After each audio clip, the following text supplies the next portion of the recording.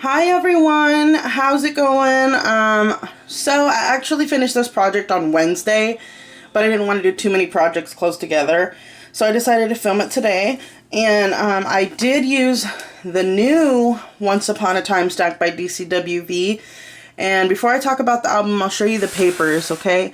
So this is the old one, and this is the new one.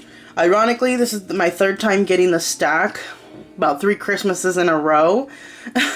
But you know what? I'm not mad. It's a lovely paper stack, and if someone's willing to give me free scrapbook paper, you bet I'm gonna appreciate it.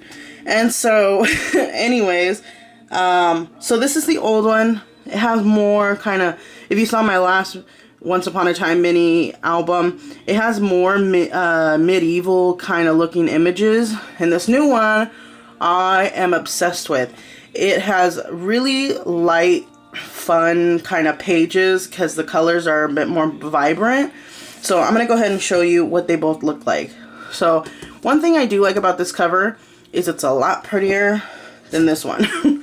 I mean, you know, it's cute, but come on, I'd rather have that cover. And you could always cut this out and use it as the cover of a mini album and just cover up the logo with some flowers or something. So you know, anyways, so these are the papers.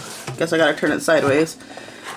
So as you can see, they're kind of like darker-ish images, but then you come over to this stack and you can see how fun the colors actually are, and I feel like it's more girly. So I mean, if you have a girl, this would be the stack to reach for.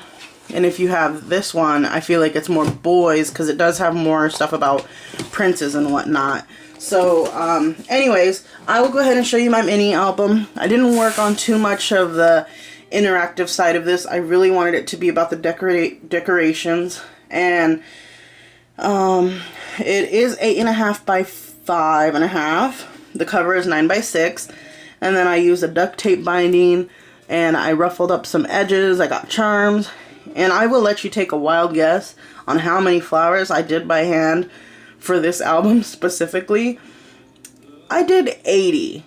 Yeah, about 1 hour, maybe an hour and a half worth of sitting, hot gluing pearls in the center of all these flowers. Yeah, I hope you appreciate this. And so anyways, I really wanted it to be about the detail, so I also did some homemade beaded leaf sprays. So all these flowers, with the exception of this one and this one, they are all from the paper in this album, leftover paper. So here is the binding. The back is plain, and so I'll go ahead and show you the inside. So it is a ribbon that I used to close it up, and it's just hidden underneath the binding in there. So the first page, it says "A wish came true," and I'm actually going to zoom in just a tiny bit. Alright, so like I said, homemade flowers. Oh my gosh, sorry for moving that camera.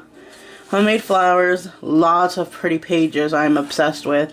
This one says "A touch of magic." Just got a square photo mat here, and go ahead and open this. And when you open this up, there's more photo mats here, or you know, spaces for journaling up on top.